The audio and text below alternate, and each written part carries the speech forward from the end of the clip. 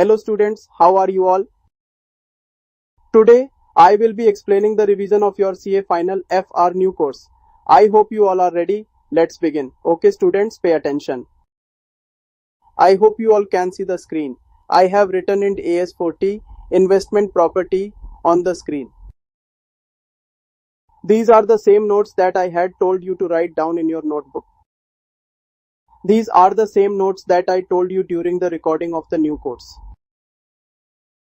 Don't think that I will discuss and teach you everything from beginning. I want to tell you that I am here only for revision. I taught you around 9 to 10 lectures in the Ind AS 40 and I will try to summarize it in an hour and a half. I hope you are getting my point. I will just revise all the concepts. Don't expect that I will explain to you. You have to see the classes for studying. Students, I taught you with patience. I teach very slowly and I am known for teaching patiently. I will tell you everything in revision, but I want to give a disclaimer. All of you know that I speak slow. Because of speaking slowly, class duration increases. So when students watch my videos, they have to watch it with speed of 1.5x. I know that my videos are watched at 1.5x. Moreover, if speed will be slow in the revision video, then you can watch my video in your comfortable speed. Because if I speak fast, you can't make me slow, but if I speak slow, you can make me fast, right? I have to teach weak student as well as brilliant student together. I am not here to teach only same type of students. Therefore, a good student can manage, but an average student needs me and I am working for them. So you can control the speed of the videos. I am going to explain in AS40 investment property. This is our part number 1. Part number 1 means lecture number 1, from where I started it. And students, the first thing I taught you was concept number 1, meaning of IP. What is an investment property? In investment property, I told you that it can be land, a building. It can also be both. So, in that case, we will use the word land and building. It can only be land, it can only be building, or it can be both. But there should be an objective of rental income. I hope you are getting the point. While here, long-term capital appreciation.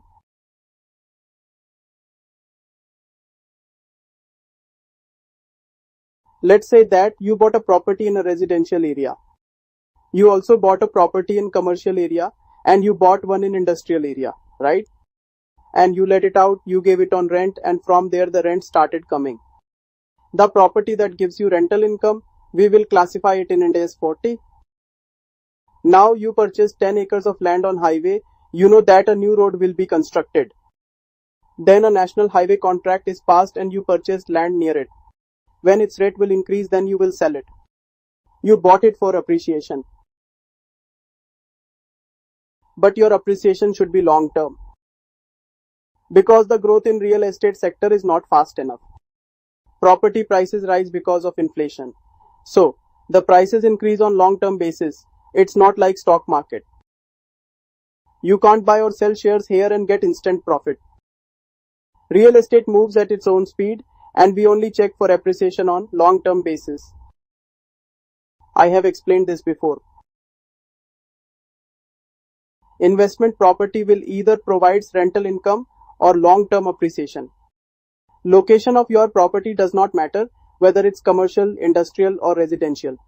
Now from here confusion started. So I did an out of scope comparison for you. I told you out of scope. The out of scope says that land and building. We have such cases. It will be land and building, but some other Ind AS will work here, while Ind AS 40 will not work because objective has changed. Next, I will start with an example. If you have land and building and you are using it for your business in normal course of business, we will apply Ind AS 16 on it and we will classify it with PPE. If you want to earn rental income or appreciation, then your investment is property, okay? If you use it in business, then it's PPE, and I told you that if we take an example of DLF, what is it? DLF is a real estate company. And what does a real estate company do? It develops projects and sell those projects. They construct group housing, they also build shopping malls and then sell them. If you are holding any land or building property for sale, hold for sale in which? In normal course of business. You do the work on that. You are a real estate company. You will put in AS2 on it and it will become your inventory. Therefore, land and building will be used in business. You have 16 on them. You are keeping it for sale and you are working on it. Then inventory and AS2 will be applied on it. I also gave a small exception below it. If DLF built a shopping mall but not for selling purpose, it was built to rent out. For example, DLF Emporio in Vasant Kunj has not sold any shops. They leased them out to Gucci, Versace, Prada. DLF is earning from them. Now DLF classified it in 40 because rental income is coming from them. Hence the ones kept for sale are inventory while others kept for rent are 40. We will have to figure out the intentions. I told you this earlier, students.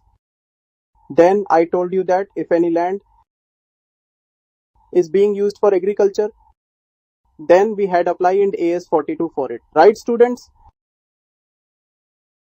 Although it's land and building, but if intentions and use changed, then int AS is changed.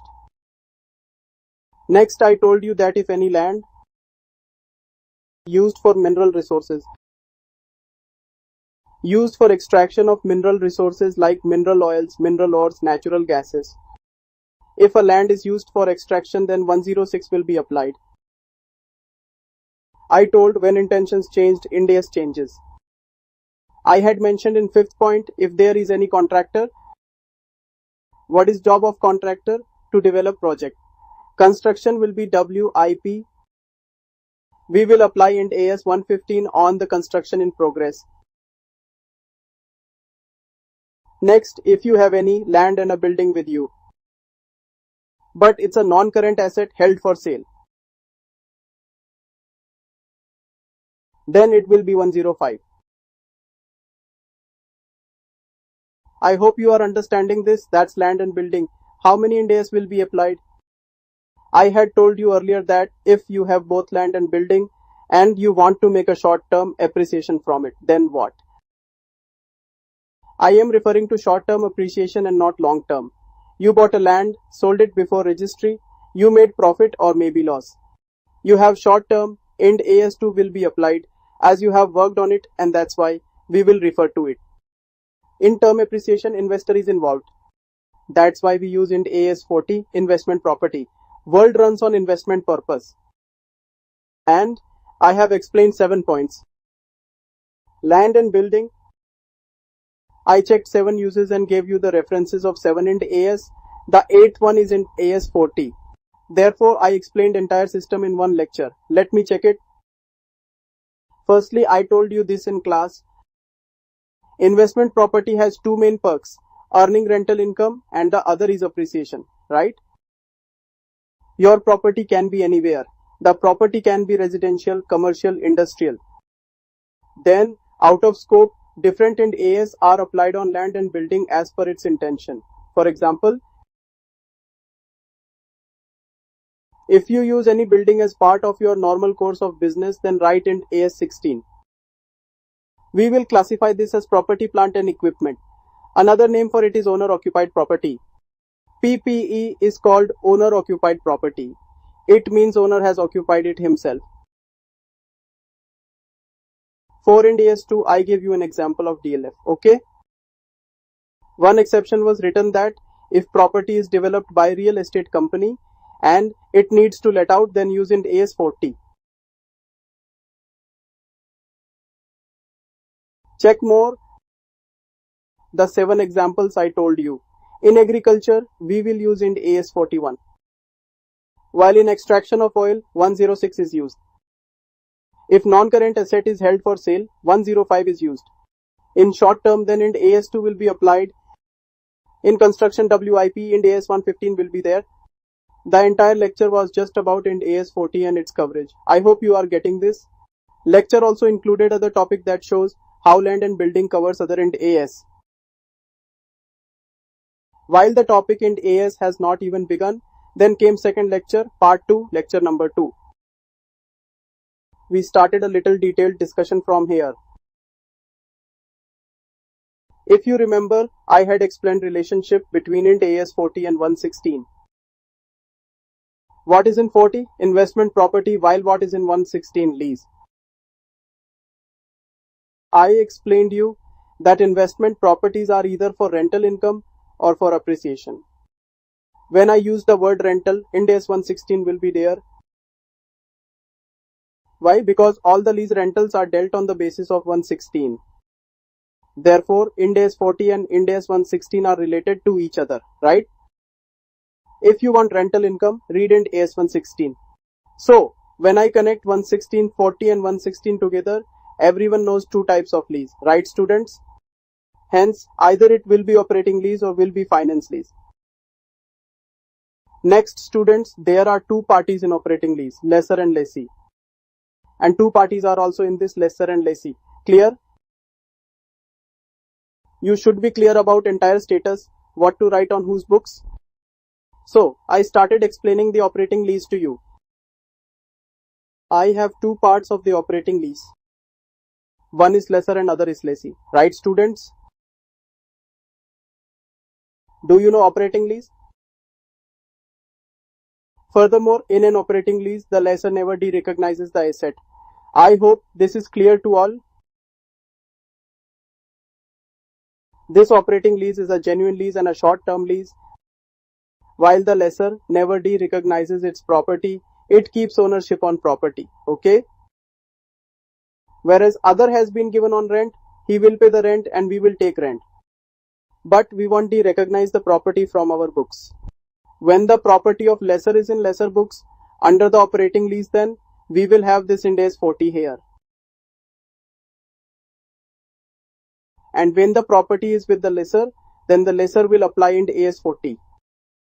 I told you that there will be Ind AS 40 on the asset. While the rentals, the accounting of rentals will be done in 116. And 116 says that all the rentals in operating lease should be recorded on SLM basis. There is no systematic allocation. Check the lease revision. Who will put 40 on the property? The lessor. The rent accounting will run at 116. Now see lessee here. We asked lessee if they had recognized the investment property in books. They said that they don't recognize it in short-term lists. There is no property on short-term lists. When there is no property at all, there is no question of any application.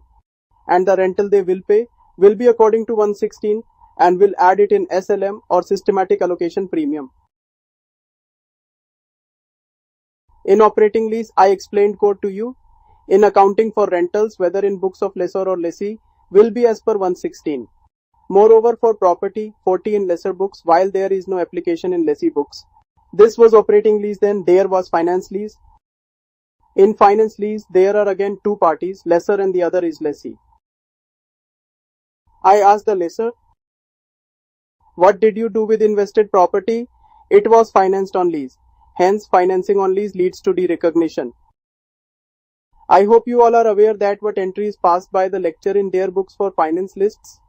This will pass the entry receivable debit to IP. In a way, this shows sale of an asset. The entry that will be passed here will be IP account debit to lease liability. Okay? In finance lease, lessor is considered assumed seller and lessee is considered the assumed buyer. I hope you all remember this. Lessor de-recognizes the asset while lessee recognizes the asset, and you can also debit the ROU in its place. Clear? Right of use debit, ROU debit to lease liability. So, the asset under finance lease, it goes from lessor's books to lessee books. We asked the lessor, where is the asset? Lessor said it went to lessee and lessor did the finance lease. There is no application as it doesn't have any asset. The asset itself got recognized. Next, application for 40 can't be done in lessor's books. It doesn't have property. I asked about rental. He will do accounting for rental based on 116. He doesn't have property. I said it's okay. Then I came here. I said, what about property? He recognized it. Then I said, what about this property? I asked, how will you use it? He said, we'll use in business. I have taken it on finance lease. I will build factory in it. Then PPE will be 16. We will do accounting, measurement and in AS 16 like PPE. I asked him what he would do with this property. He said he would sublease it, right? If it's used in business, we will write in AS 16 in lessee's books, right? If he sublease it, then there will be two ways. One is operating, other is finance. If it is operating, then they will remain owners.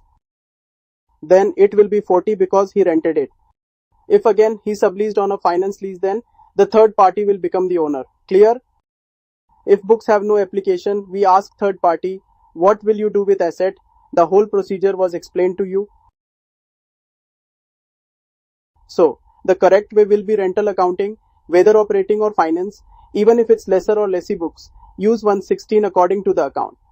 But in accounting of investment property, in the case of operating lease, it will be written in books of lessee. In finance lease, we'll ask lessee and according to its use, we will apply in the AS. If it's used in business, it will be 16. Sublease is operating lease and if owner gets rent, use in AS 40.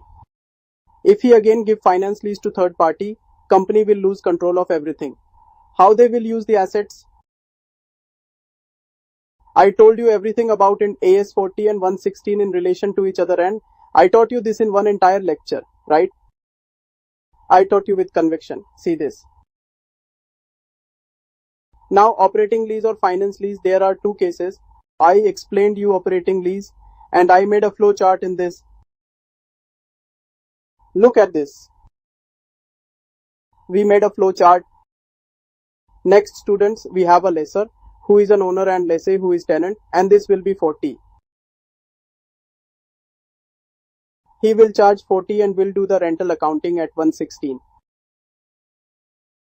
In his books, there is no asset with operating lease, short-term lease, so we put across. There is no application in his books, but for rental accounting, he will add int AS 116. No accounting for IP because lessee does not have IP in books. I hope you are getting this. Moreover, in short-term or operating lease, this doesn't have anything. How can it add 40? Then I explained case 2, finance lease to you. I made a flowchart in this. Look at this. If we are in the book of lessor. Now look here students, lessor will recognize the IP due to which the property will not exist in book. Therefore, there won't be any application. But when we ask lessee, he says that he will recognize in finance lease. If he uses it in business, then write 16. If he subleases operating lease, he will remain the owner. We will not de-recognize and will add 40. Then ask someone else, what will he do? This flowchart will keep moving ahead. While for rental, 116 will be applied and I have told you this before. I explained you meaning of investment property, then told you different in AS in land and building. I told you where is land and building covered and its relation with 116. 40 will be applied on property. How to choose books of lesser lessee, but you keep doing the rental accounting for 116. Now let's move forward. In various issues, I had discussed many other things. First point was that if investment property is given to employees, then understood?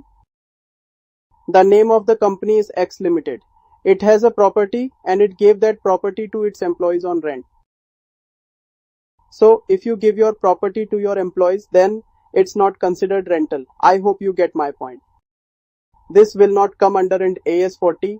It will be owner occupied property and use int AS 16. But a question must have come in your mind that if we take rent from the employees, then what will happen?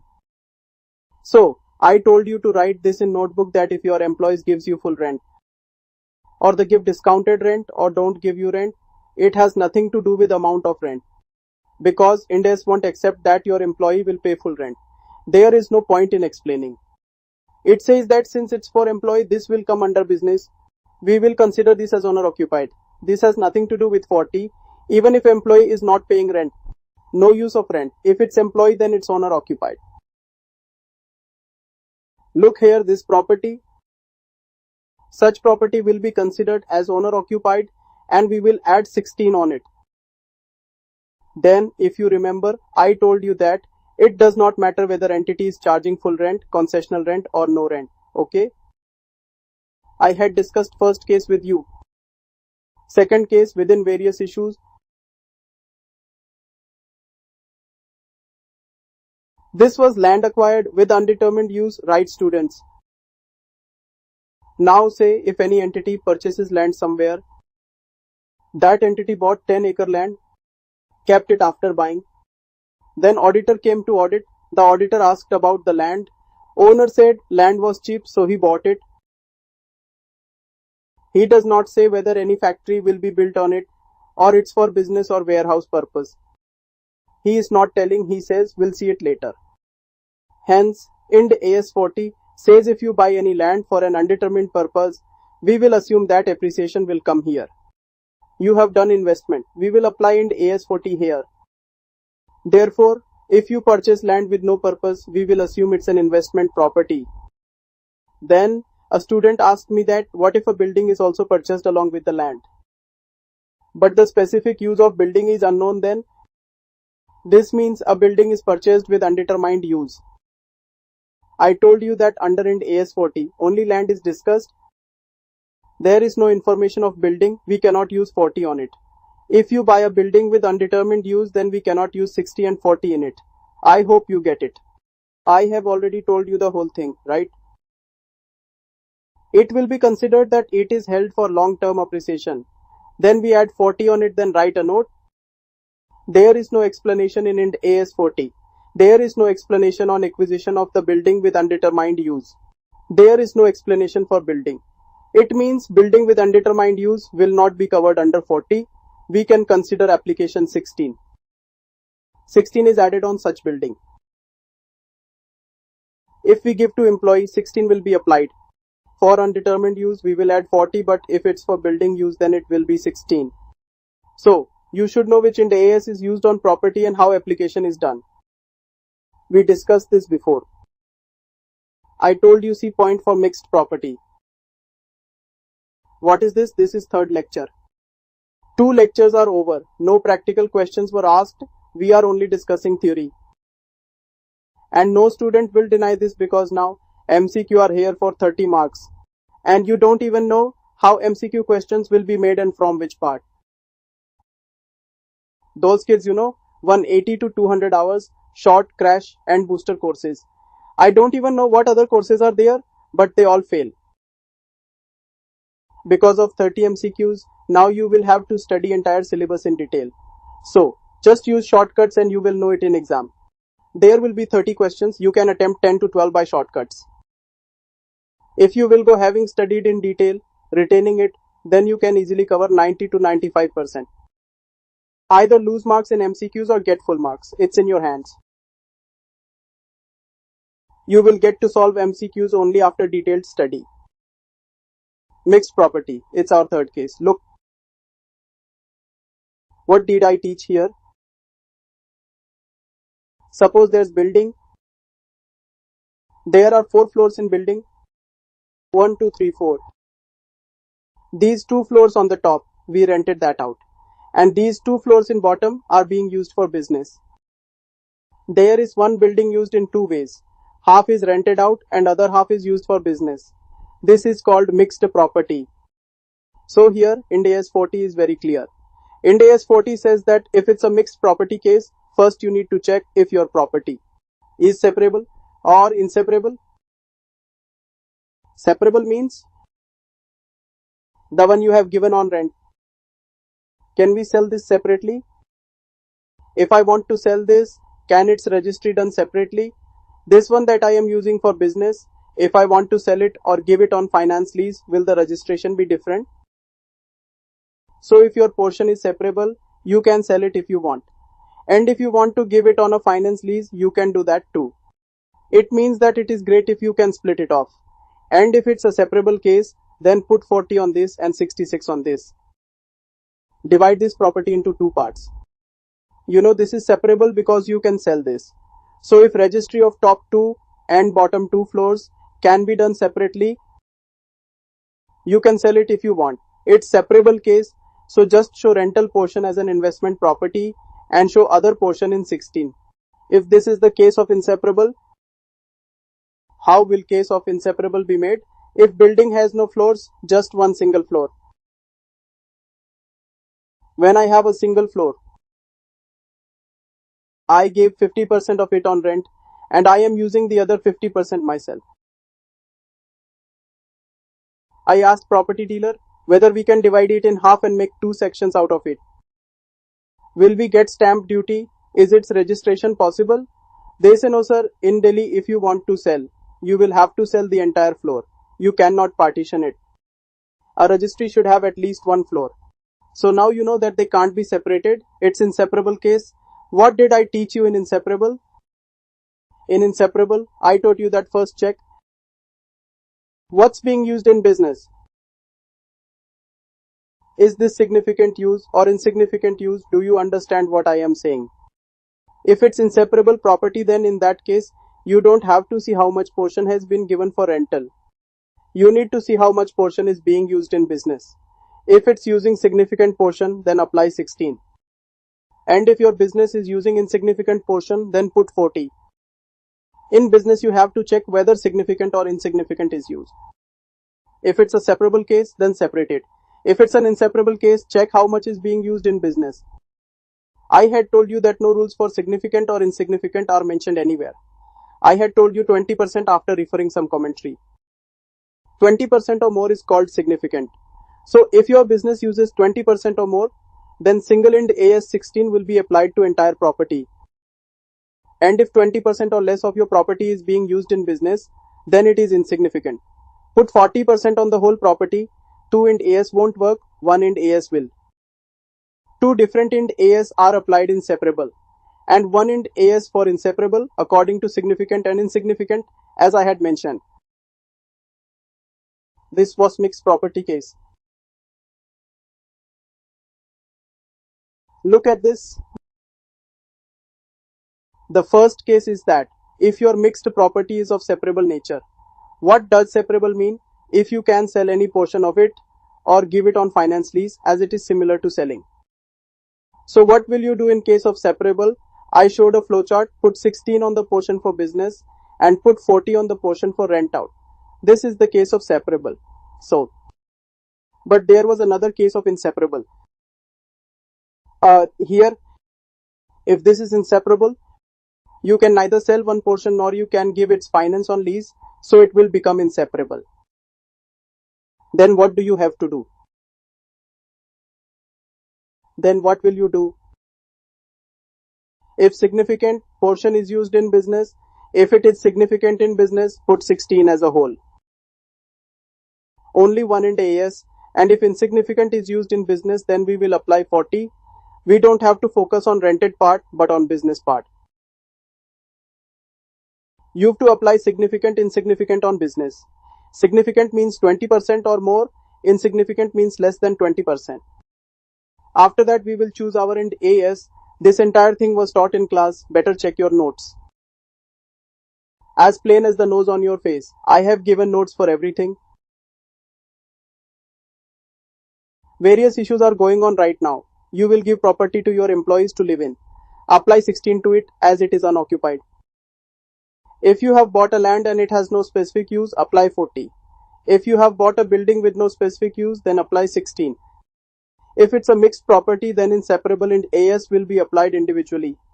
And in inseparable, we will see the use of significant and insignificant in business. See, question 1, 2, 3 have been discussed in class. Concept, questions, concept, questions, concept. I haven't just taught theory, we have also done questions. So, the fourth case was of ancillary services. What was the meaning of ancillary services? Let's say A Limited has leased out one of their properties. There is a company, A Limited, which has leased out a property to its tenant and provided maintenance service that they will fund the maintenance of the property. He was given a security guard. that will also give you security. Providing security and maintenance are ancillary services. So, the Ind AS 40 clearly states that if an owner or a lessor gives any ancillary services to their tenants, so then there won't be any effect on Ind AS 40. Ind AS will be applied as per your wish. Your ancillary services have no impact on neither your lease classification nor your Ind AS classification, whether you give maintenance or security. So don't get confused about paying security as well as maintenance. It doesn't matter. These expenses are added in P&L. Do the classification of property the way you were taught. But there was one exception regarding hotel. That if you have a hotel with 300 rooms built in it, people come, stay for 3-4 days and leave. They eat, use the swimming pool, use the gym, relax themselves and then leave. Then again new guests come to stay. So, hotel is a business and rooms that are made in hotel, they don't come in 40. A hotel is a business. So always classify hotels in 16 PPE. We didn't even talk about it. So don't bring hotel into IP. Tell me, when you book a room at a hotel, do you have to sign a lease agreement? When you go to hotel for 4 or 5 days, do you create lease agreement first? No, you just have to pay the money and fill a form with your details in it. That's it. No lease agreement or stamp paper needs to be signed ever. So hotel is a business, put it in PPE. I have explained everything. Look what I asked you to write.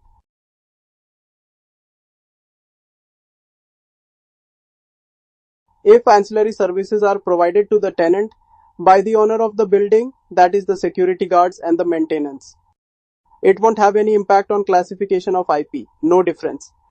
But the hotel, which I mean your hotel provides all the services to its guests, but the hotel's job is just business, isn't it? Hotel is considered as business. That's why you have to invest 16 on it.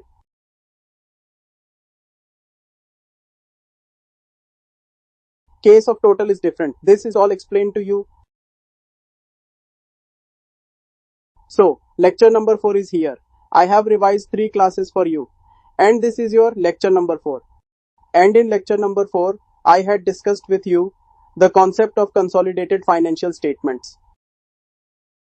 Concept of holding subsidiary. What did we study here? CFS, holding or subsidiary. It's possible that the holding company has leased out an investment property to one of its subsidiaries. If holding and subsidiary are separate and both are creating their own SFS, one is lessor and the other is lessee. So, proceed further on the basis of relationship of 116 as discussed earlier. But the problem is that when you do H plus S and you will form group statements, then they both will get combined. When both of them get together, their mutual lease agreement will get cancelled because intergroup transaction gets eliminated.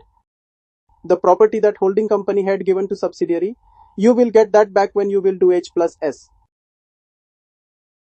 I gave a property to someone, it's my subsidiary.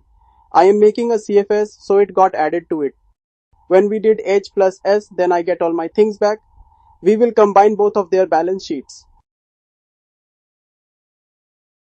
You should know elimination of intergroup transactions. I've given you 2 cases. First case, the holding company leased an investment property to its subsidiary. Now we are making H plus S. I asked subsidiary, where was the property that I had given? Subsidiary said that he was using it for business. The property that was let out is still within the group. When I did H plus S, the property is with him and he is using it. Holding company is using property that they gave to the subsidiary in their business. When I do H plus S, create single entity, my property has been returned, meaning it's being used within the group. It's being used within the group. So what are you doing individually? Leave it. We will use 16 in CFS. Because within CFS his business is my business. So if my property is being used for business, then 40 won't be applied to it, 16 will. Second case, where holding company leased property to subsidiary. I asked the subsidiary about the property. He said he had sublet the property on an operating lease. And I'm just collecting rent. I asked which lease? He said operating lease, which was okay. This means H plus S equals to CFS. We got our property back, but it's not being used in business.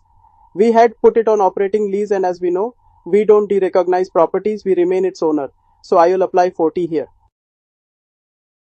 Third case, the holding company leased an investment property to a subsidiary. We asked the subsidiary what they did with the property.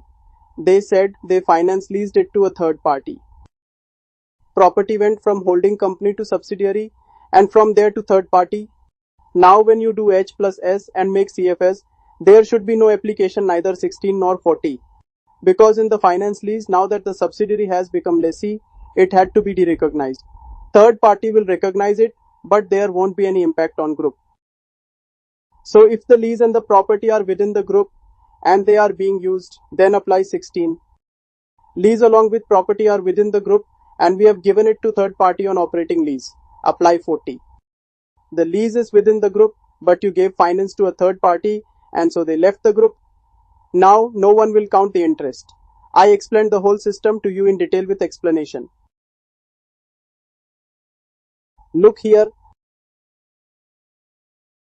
I have explained you this whole process. I showed you a flow chart.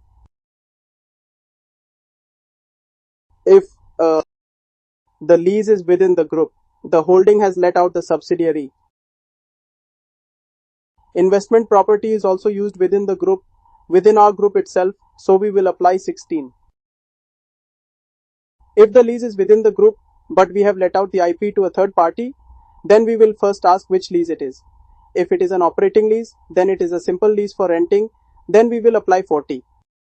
But if it's finance lease, then third party will become owner. So then nothing will be on group, neither 16 nor 40.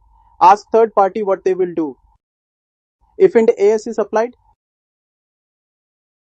he left the group. We will see ultimate use of it and what's happening. This concept was explained to you. It was not just a story. I did question number 16 on this and got notes written on it. Then I dictated notes of 17. About what will happen in HFS and CFS, everything is explained to you in detail. Then we had come. In next concept, this was the initial recognition of investment property. What are 4 concepts you've learned before this? The first concept is the meaning of IP. Second concept is out of scope. Third concept is the relation of 40 with 116. Fourth concept you learned is various issues. What will happen if given to employees? What to do when undetermined is used? When there will be mixed properties? When ancillary services will be there? If CFS is created? In various issues, I told you 5 things. I have reached concept number 5. Initial recognition, and in simple language, the initial recognition is called purchasing an investment property. To pass first entry, buying an investment property and then noting it down. So, I had told you that there are 5 ways. If you want to acquire any investment property, when you buy a property for the very first time, then it is called acquisition of property. Initial recognition, to pass the entry for the first time. I had told you 5 ways to do it. There are 5 ways to purchase property. Practical questions can come in 5 ways. First, you can purchase in cash. Suppose you purchased ready-made property from someone. Second, you can do self-construction. You can build it yourself according to your taste, like you want to make. Third, deferred credit. You bought a property but will pay in the future. Fourth, exchange. You bought a property but you paid for it with another asset, okay? It was an exchange of assets. Just like when we give old car for new car, exchange of assets. Similarly, you paid something else for property. You did not pay in full-fledged cash. One asset was exchanged for another asset. And the fifth way is that you take it on finance lease. If you bring it on finance lease, you can still recognize it. Lessor will derecognize it while lessee will recognize it. So these four ways, these are of the actual owners. You will actually become the owner of this, and this finance lease is an assumed ownership. You don't become owner here, it's assumed that you are. You can buy property in 5 ways, and I had explained each of these 5 ways in detail. For example, first is cash. When you will buy any property in cash, so first you will have to give purchase price. The property owner will ask you for money. Then you have to register that property. So you will have to pay for stamp duty and stamp paper. The dealer who will get you the deal will charge brokerage. Is there any expense that you think is related to the purchase of the property? Stamp duty, brokerage are clear-cut expenses. There is no such expense related to the acquisition of property that you can capitalize on its cost. If any expense is directly related to acquisition of an asset, can be capitalized to cost of the asset. This is already taught to you. We will put in one entry, investment property account debit to bank. But I had mentioned some exceptions to you. I will tell you about some items which never becomes a part of a cost of an investment property. Never. You can't even take it to cost. First, advertisement. DLF has built a luxury shopping mall and has started advertising it, saying that they have built this shopping complex, and if anyone needs property for rent, they can contact them. You must have seen ads like the Omax mall built in Chandni Chowk. They have daily ads saying that they are opening jewelry showrooms on first floor. If you are looking for a place to rent, contact us. We get such advertisements daily saying that they are giving second floor to clothing showrooms and designers. So the advertisements to let out properties, suppose you have bought a property and you want to let your property out on rent, so you are advertising about it that the property is available for rent. So this ad will go to P&L, it has nothing to do with acquisition. The second, inauguration. Inauguration means ceremony. A new shopping complex is built and they advertised about it in newspaper announcing its inauguration, asking people to come visit the property and rent it out if you like it. Ceremony expenses. Ceremony expenses, these are also a kind of marketing cost, P&L. It has nothing to do with acquisition. Then I had told you day-to-day expense. You purchased a property and you got that property repaired and you even got it whitewashed. Okay. And you repaired its bathroom. So the maintenance will have to be done, right? It's called day-to-day servicing. You will have to maintain the property with day-to-day servicing. So it will go in P&L. Electricity bill, water bill, etc. are all day-to-day expenses. These are not all capitalized. All of these are part of P&L. And fourth one, if you have purchased any property and there is no tax or duty on these, and those taxes and duties will be refunded to you, they are refundable in nature. So the refundable duty, refundable tax never becomes part of the cost. Refundable taxes. If you have paid some duty but you'll get it back, then that is not part of your cost. I told you about these four things, but I gave you an exception for this daily day-to-day expense, that if you buy any property, the property's condition is very bad, you will need to do some capital expenditure. You will have to change all the flooring and the interior as well. If you acquire property and there is capital expenditure that you need to do, you can add it to cost. But the day-to-day servicing goes to P&L. This whole thing was explained to you. Look, I will show you. This is our initial recognition. This is actual owner. This is assumed owner. You were given 4 cases on this. Cash, self-construction, deferred credit, exchange, and this is a finance lease. So first I started with the cash. For this I had created a statement. Look, the purchase price is there along with stamp duty, brokerage. Any such expense which is related to acquisition will be included in cost, and I had told you which costs to exclude. What's not included in cost? Look what was taught to you. There will be no marketing or promotional expenses. Any ceremonies that you do for fame will be P&L. It will become a topic of discussion. There's an operating expenses for day to day. Everything goes to P&L. But there was an exception. If any capital expenditure is incurred on renovation of investment property, you renovated the walls, flooring, and even ceiling, you can easily capitalize that. Because it's not routine service. Also, if any tax and duty are of refundable nature, it is not included in cost. I have only told you one method of acquisition, the cash one. I have told you all its points. Then I solved questions in class along with question 15. We did some entries. Then 2 questions are given for homework, 9 and 22. First 4 videos are over. Now this is our 5th video. So let's see investment property. This is lecture number 5. Now what was taught in this? So we started the initial recognition. We saw there are 5 methods to purchase. We completed cash. Second was self-construction. If you, for example, construct any property yourself, then in that case what you will need to do, you'll need to buy land first. We'll have to pay for it. So acquisition of land. For building a structure on top of it, you will have to bear development expense. You bought the land first.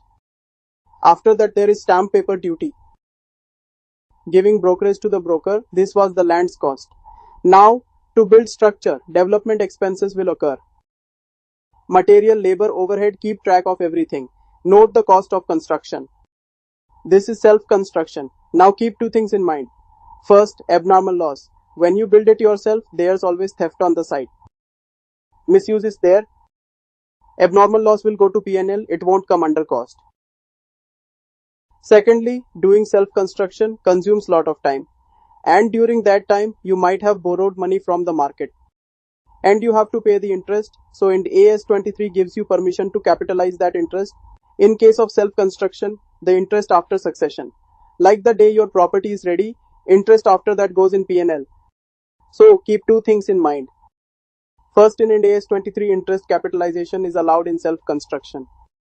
Acquisition is not time consuming as interest is not capitalized in it.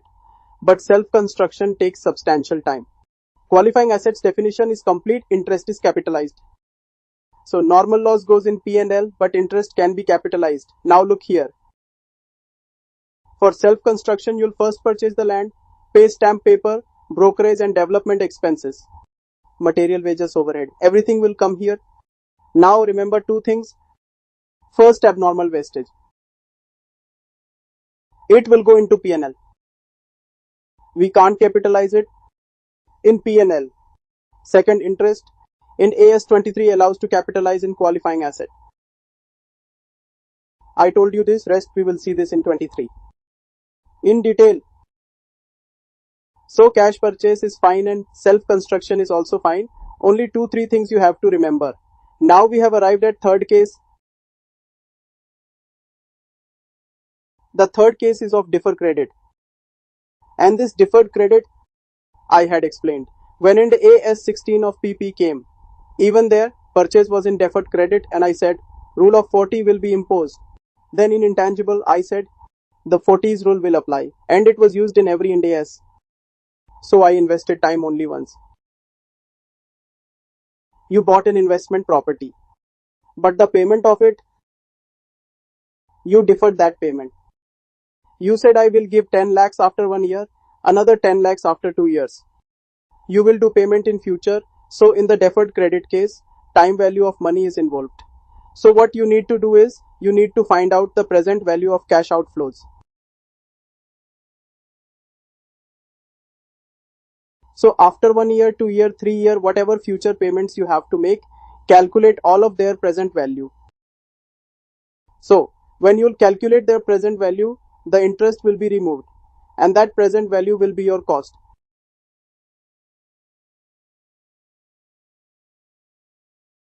When you'll discount the payment at market rate, then obviously present value will be less. So we will consider that as cost of asset. Rest all is interest, it goes to P&L, it won't come under cost. And I also made you pass the entries. First entry is IP account debit to creditors. PV of outflows. PV of outflows. Then let's pass second entry. Interest account debit to creditors. Before making the first payment, make the interest due. If it's half yearly, then interest for 6 months. If it's yearly, then keep the interest due for 1 year. Now we'll pass next entry. Creditors account debit to bank. Put payments entry. And P&L account debit to interest. Then we will make the next interest due and make payment. Its interest will go into P&L. But remember one thing, this IP, this interest is not the part of its cost. If you delay any payment, then that delayed payment will include interest based on the time value of money. Removing that interest will give you cost. And this I've explained to you in detail. Look. Now to calculate the cost of IP, calculate the present value of all cash outflows. We even saw a very good example for this. Wait, let me show. Okay, look, this is our example. Payment to make after 1 year is 10 lakhs. The payment to make after 2 years is 10 lakhs and market rate is 10%. Now do the entry. First calculate the present value of this, then the present value of this, and this is the cost. Here we got PV and you made its entry here. Now 10% interest calculated on it is 173,500 for 1 year. That is your yearly payment. Let's check next entry. Next entry will be interest account debit to creditors. On balance we charged 10%, interest was made due. Interest to creditors, then made payment to creditors of 10 lakhs. P&L to interest. Then next year's interest due. For this, let's check creditor account. Here's the creditor account. First entry, interest was made due, payment made, then balance came. On balance, next year's interest was calculated and payment was made. All this has been taught to you. Buying in cash means there will be no interest and self-construction means no interest. But if you do it on deferred credit, then interest will come. So all the cash outflows present value is the cost. Rest of the interest will go into P&L. Remember this. After that, our fourth method of purchase was exchange. All these questions have been taught to you with their accounts created. Then comes fourth case, the exchange of assets.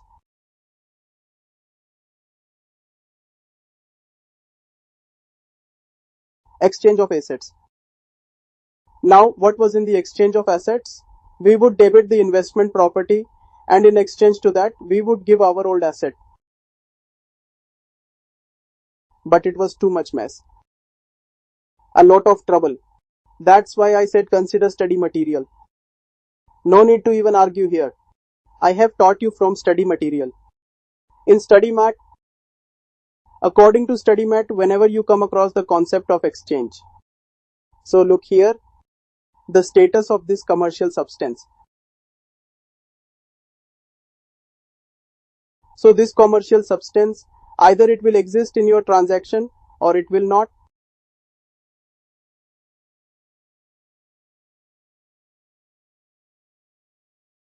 Then I said, what is this commercial substance? Suppose you are buying a property and in return, you're giving your old assets as an exchange. First, check the cash flow of this and what's the cash flow of this. Compare both cash flows together.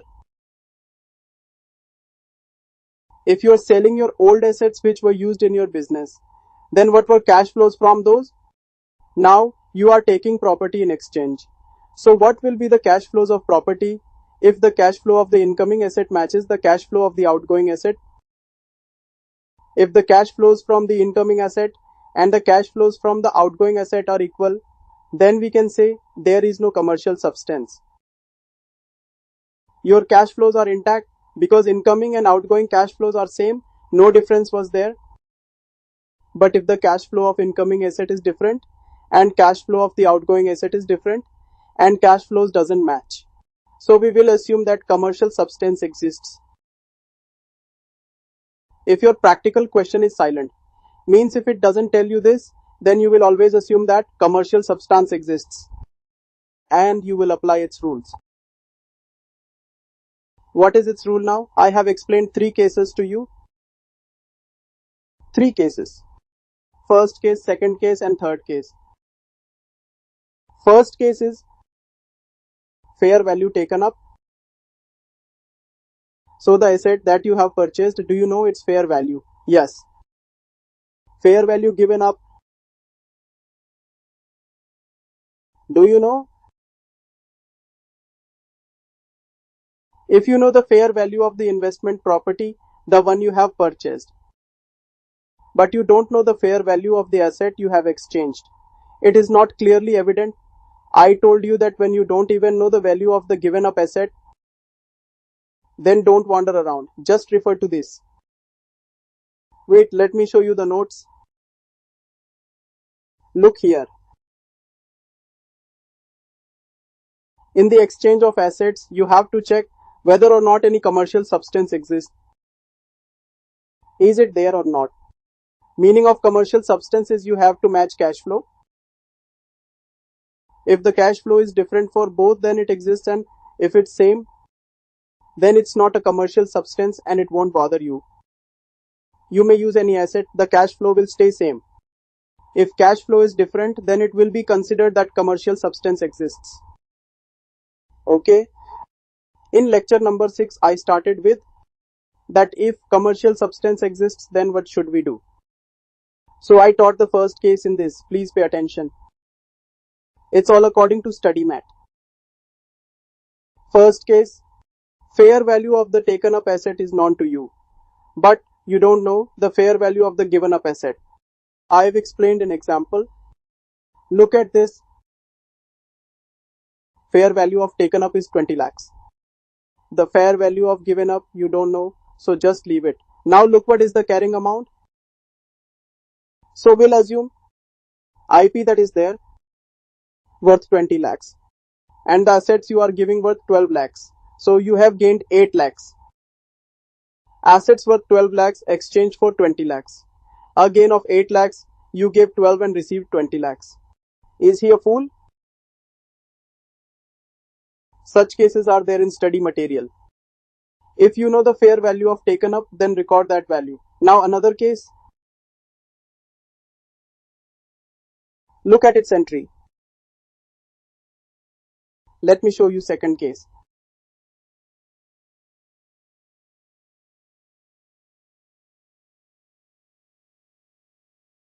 Case number second. The fair value of taken up asset is not evident. You don't know the worth of asset you bought, but you know the fair value of the given up. For example, fair value of taken up we don't know, but the given up value is 20 lakhs and carrying amount is 25 lakhs. So we will assume that your 25 lakhs asset is being exchanged with 20 lakhs worth asset. If your given up asset worth 20 lakhs, then you bought new asset for 20 lakhs. So we will prefer the given up. Entry will be IP debit 20 lakhs to asset 25 lakhs. So we'll put 5 lakhs in P&L. That's your loss. Taken up fair value you know, but not given up, then refer to taken up. Given up fair value you know, but not taken up, then refer to given up. In third case, you know both. We saw one more case. You know the fair value of the asset that is coming and asset that is going, both are evident. Look. Third case. See this example in your copy. Third case. If both the fair values are clearly evident, you know both fair values taken up and given up. So your study mat says refer to given up. Let's assume the fair value of your investment property, 20 lakhs. There are two things in given up. Let's take fair value 25 lakhs. and its carrying amount is 20 lakhs or say 18 lakhs. Let's take little different. You know this and you also know this. So it is clearly written in your study mat in India is 40 that refer to given up. Forget the taken up. Forget the fair value of what you bought at. Just record the fair value at what you gave up. So you will create the entry IP debit. Fair value of given up 55 lakhs. This is the cost. Two assets. Carrying amount is 18 and in P&L it's 7 lakhs. Taken up is there, given up is not. So refer to taken up. Taken up is not there, given up is, refer to given up. If both are there, refer to given up. This means that in whichever question you are given the value of the assets, so you should always prefer that. Taken up we choose under compulsion. I'm not convinced with this. So like I said, I went to the showroom and I exchanged my old car with new one. Old car is given up and new car is taken up. New car is 25 lakhs and the old car was 5 lakhs. So tell me, will I book new car for 5 lakhs? Also in between comes cash settlement. I've written this here that I don't want to ruin any child's career. These days papers are not checked properly. According to checkers, only study mat answers are correct. And if the answer is not the same, they'll cut marks. So, all my lectures are based on study mat. This is the truth today. A child who is studious and logical is seeing his marks drop, and the one who is cramming up everything, is getting good marks. Then industries calls us. The board of studies had called me 4 times.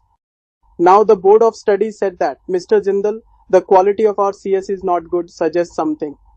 I wasn't alone, there were 4-5 other teachers also. Even they were asked why the quality of chartered accountants is not good. I clearly said reforms are required in your education system. Why are you blaming the child who's studying? You should fix your examination system. Get the people who can check the papers smartly. People are matching the answers here. They are deducting the marks even on different narration. If entry in debit credit is different, they'll cut numbers because invigilator don't know entries are the same.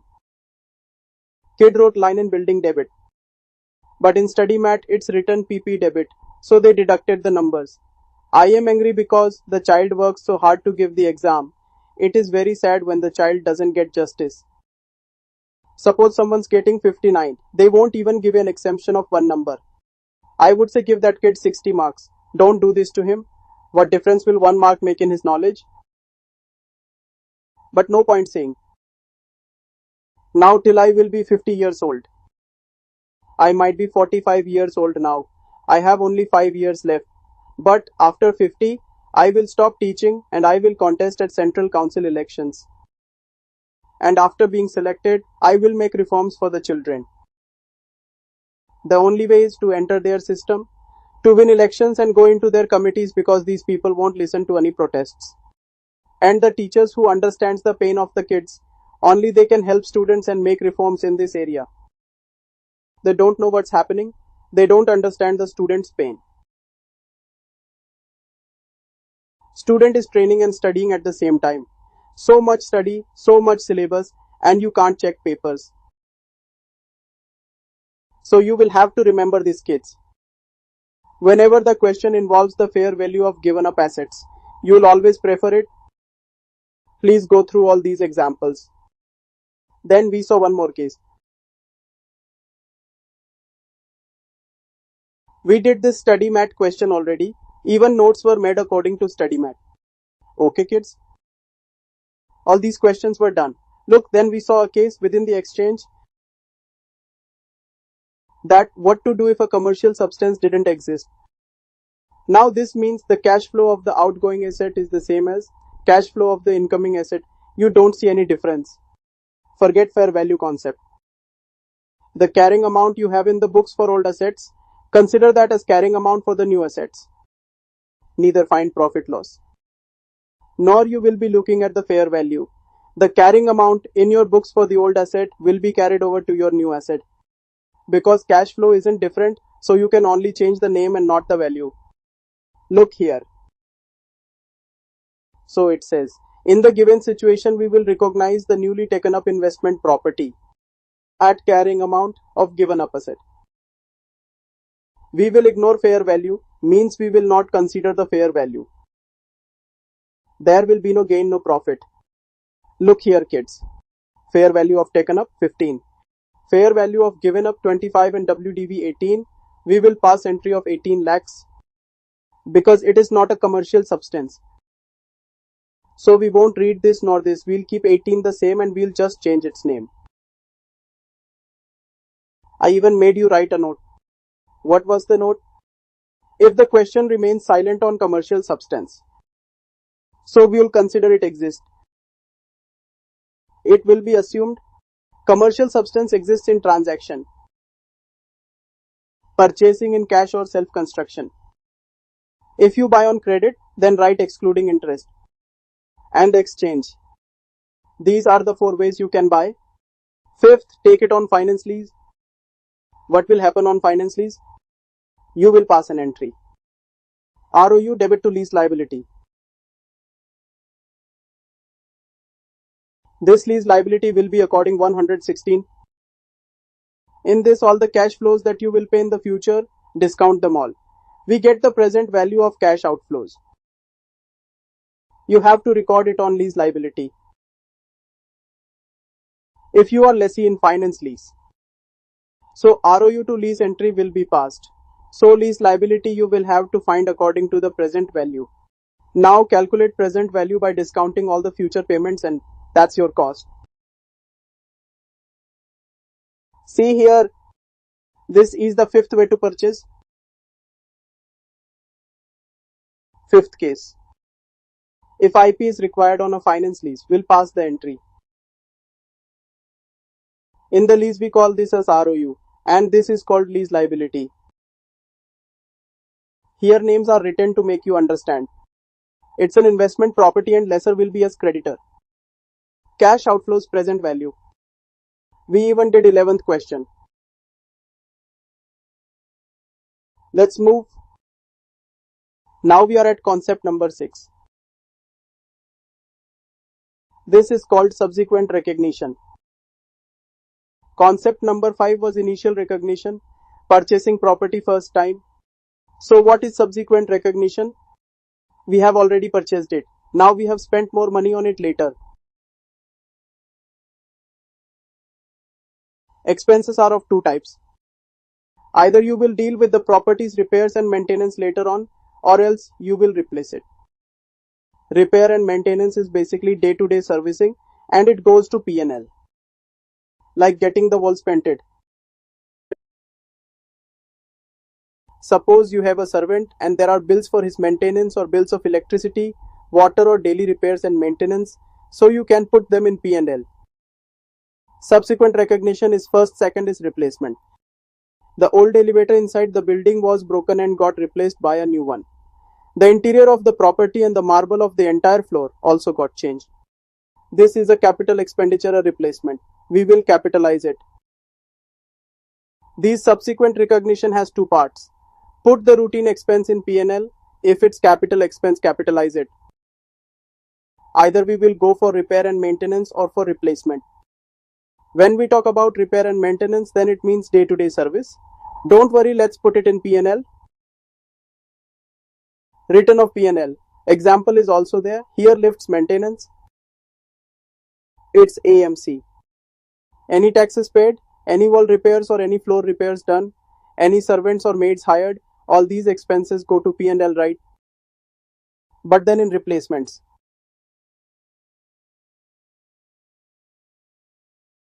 when we came to the replacement, we capitalized it. If we make capital expenditure, but there are 2 cases, and that was component or integral.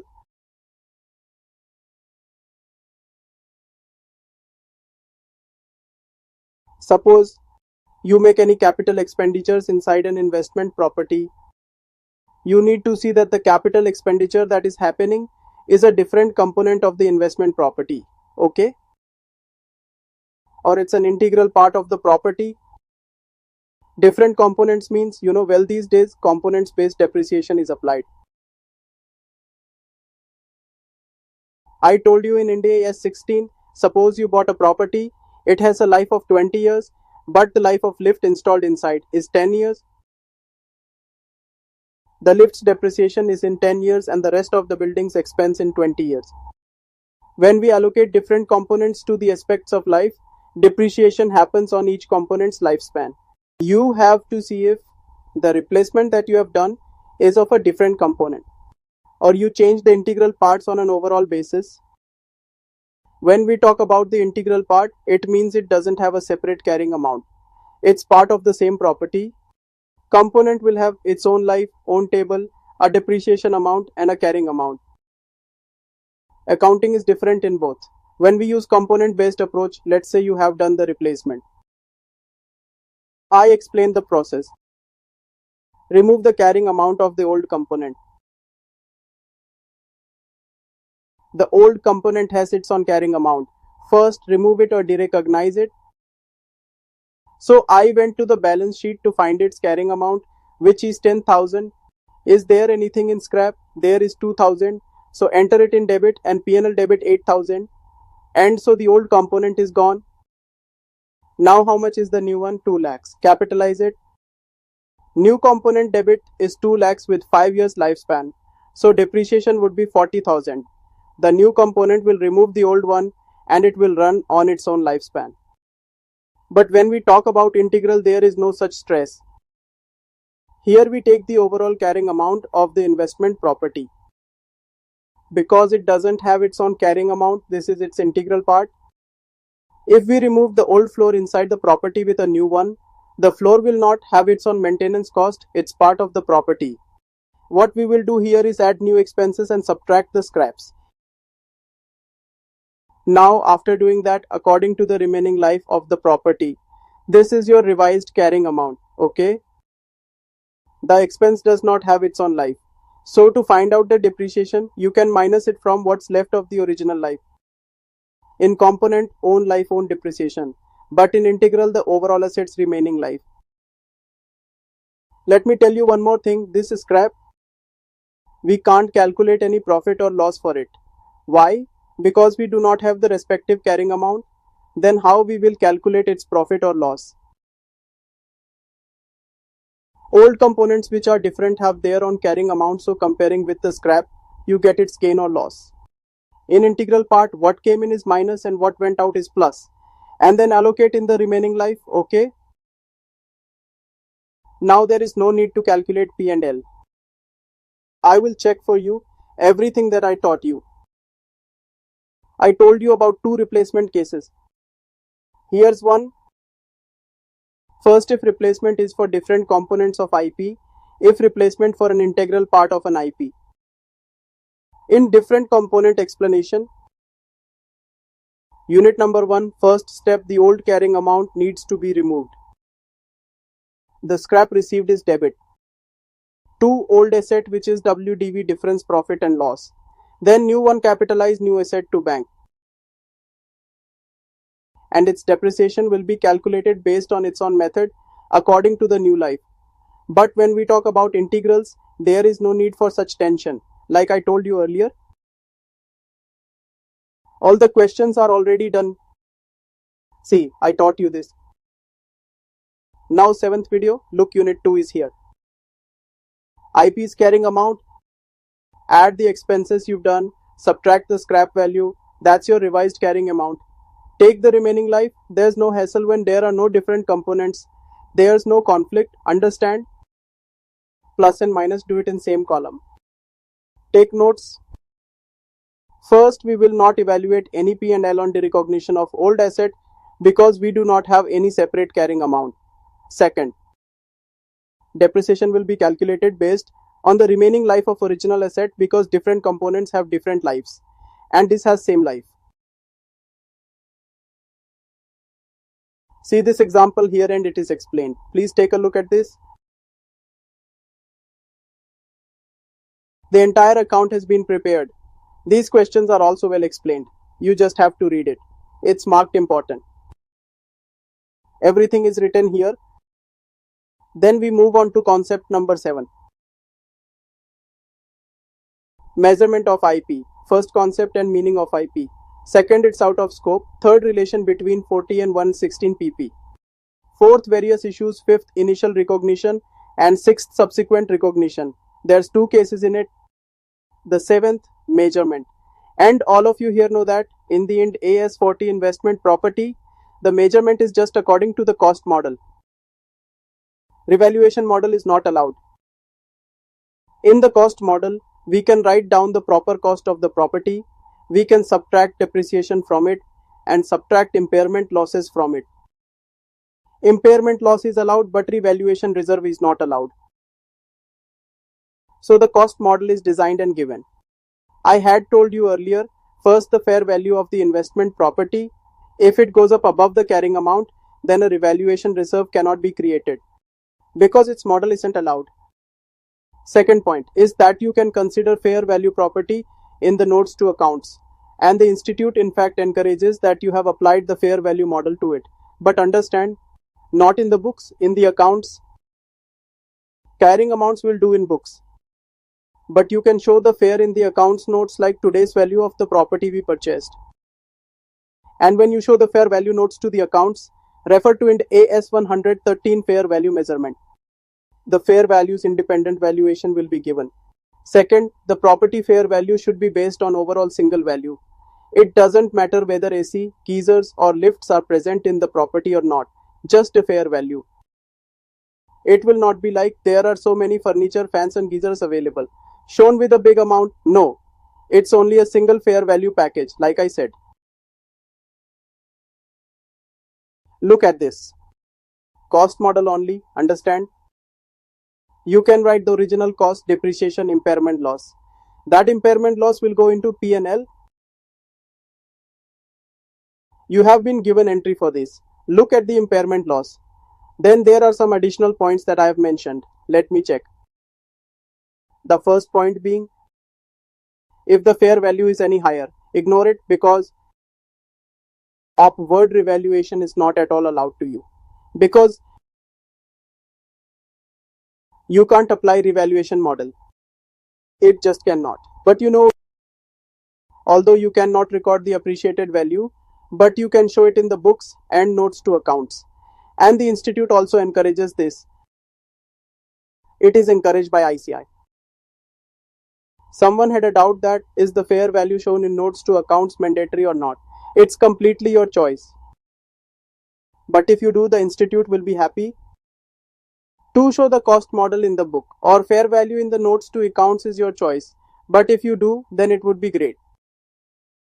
And when you show the fair value, follow rule 133, which states 2 things.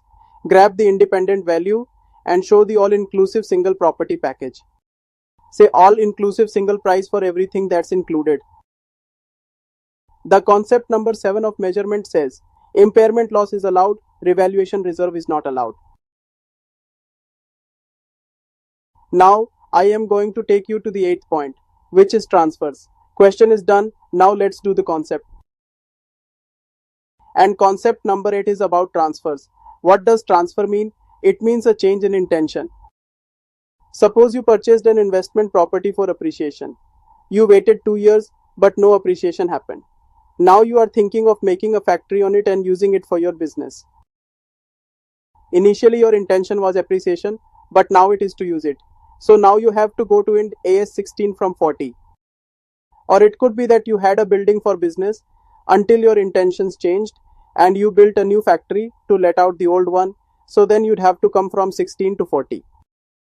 So if your intention is used, you own a property that you bought for long-term appreciation, then changed your mind and wish to sell it for short-term appreciation.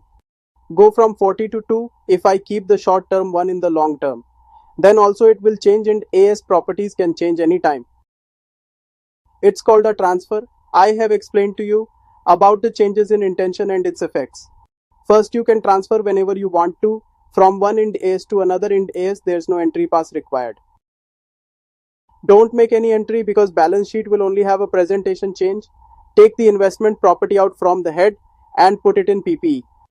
It's related to presentation, not entry. Next, what you change in the heading, it will reflect in the carrying amount in the balance sheet. Don't check the fair value. Just take it from the book as it is and copy it in your notebook. And once your heading changes, your final address changes. Let's say you move from 40 to 16, then you are standing at 16. So the measurement of 16 will start.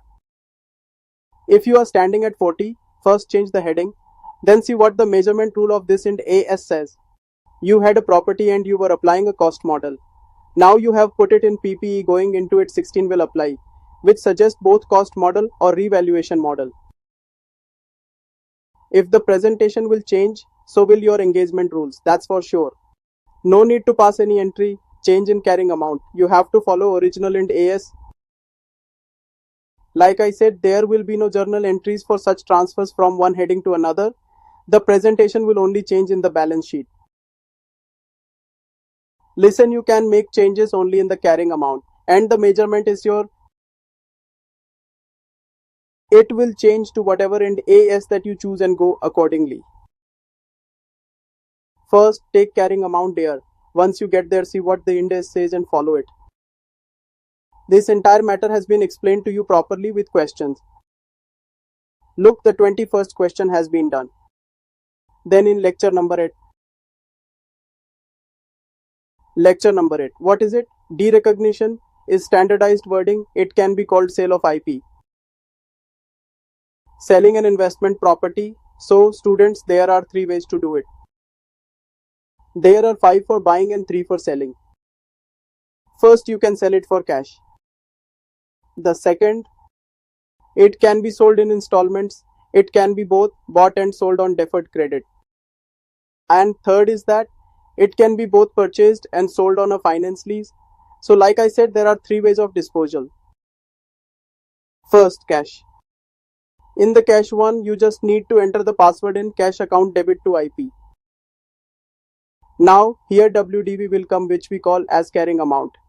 Here your NSP will come, which is selling price minus expenses, and the difference will go to profit and loss, which is profit on sale and loss on sale. Profit will credit to P&L accounts, other income, and loss will debit in other expenses. This is a case of disposal. In disposal, we will either take all the money at once or in installments, or we will sell it on finance lease. First, you collected all your money by selling it in cash. If property has been sold on a cash basis, then what?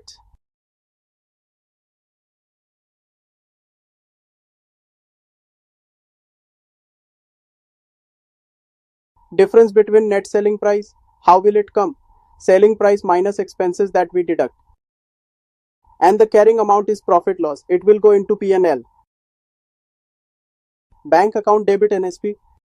New investment property WDV book, value carrying amount difference profit and loss. This is a very simple method. Even 11th standard kids know this. But when we differ, you see this example. The carrying amount is 10 lakhs, selling price is 14 lakhs, and brokerage is 1%. So brokerage will be 14,000. So it has been sold for 13 lakhs 86,000. So you know 3 lakhs 86,000 will be your gain in this. It's very simple. I didn't take any shortcuts, you see. The bank account debited to IP to profit, profit to P&L, 2 entries. Then to the deferred credit. Same example will work. If you have sold a property to someone and they will pay you in installments, then your collection should be in installments. If the collection is in installments, then calculate the present value because it includes the interest as per the time value of money. Let's say an amount is due after 1 year and another after 2 years, and both includes interest. The same logic will apply. First, discount the cash inflows. The present value of cash inflow is our selling price. So I will pass an entry here, which is debitors account debit to IP. This is the PV of cash inflow, and this is our WDV carrying amount, book value, name it whatever you want. Whatever difference arises will go to P&L. What now? We'll pay the interest. Debtors account debit to interest income. Just put in the reverse entries for what we bought on deferred credit. Interest has become income. Pass an entry bank account debit to debtors and interest account debit to P&L. Same entry. This is not something I need to explain. Now you also make a debtor account. Then we'll write in 2IP. PV of cash inflow. Then write to interest. Buy bank and buy balance CD. Then this balance will come here, then write to interest, then buy bank, buy balance CD. If it's half yearly collection, take the half yearly due interest. If it's yearly, take accordingly. Then take the money. If it's sold in cash, then there's no interest. And if you take the money in installments, then deduct interest. And then interest will be updated over the period. Whole concept has been taught to you.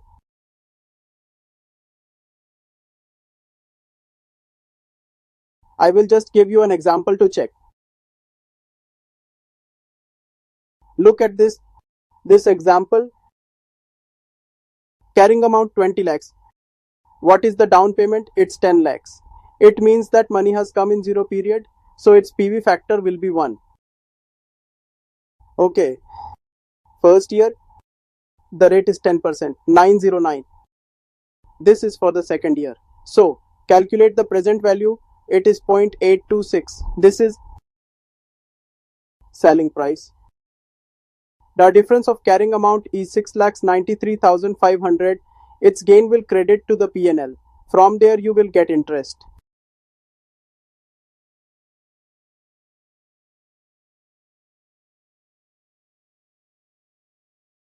You can check this. What was the third case? Finance lease. You can also sell in your finance lease. See if a lessor sells his or her assets on lease through finance. No, wait, I would like to slightly modify my statement. If one lessor gives asset on a finance lease to another lessee, so they are assumed buyer and seller. Now, do you know what the entry is going to be? We will debit lease receivable and we will credit the investment property, and this entry will pass on the fair value. What is this in 116? Net investment. This is the present value of the gross investment, also known as the fair value. This is carrying amount and difference to P&L. Lease receivable can also be debited as an asset because, like we sold the finance lease, the future payments while receiving should be discounted and written down. It's called fair value, net investment, also called present value of gross investment. Why? Because accounting is done in IRR in lease. This is a simple matter. You can also find it in the lease. Then the disclosures come in concept number 10. The first thing you have to give in disclosure is a reconciliation statement. The opening balance of investment property, purchase value, replacements, sales, closing balance. You have to revise depreciation, reconciliation and disclosure. There's nothing much to explain. Mention the accounting policy. Disclosure is something you read yourself. And self-refer. They are not going to be in the paper anyway. These are just for understanding. So, we've reached lecture number 9 now. This is a question. I don't see any concept. Another question. Question number 14 was given to you. Also a question, then 24 was given. These are all questions. Question 32 and 33 were done. Another one, 34 was done. It's very important. These are all just questions. Let's move on and see. 38 and 35 done. Question number 36 is also done, and what else? See, if an old student watch this video, Then he'll ask how come there are so many questions in investment property. Our book doesn't have these. There are so many questions in the new course. So I want to tell those kids one thing, don't worry. In the old syllabus, I've given the RTP and MTP. The questions were not incorporated in your book, but provided separately. Here they are all together, which looks a lot, but there is nothing new. Just compiled everything together and gave it to them. That's it. Okay, this is the end AS40. Revision is done. Last we got thanks, best of luck. Jindal sir's name. And finally we have completed it. Now you go through it. I have told you all the headings, subheadings, everything. Now you should recall what we have read. Thank you very much. Take care. Bye. In the next video I will show you IND AS19 employee benefit.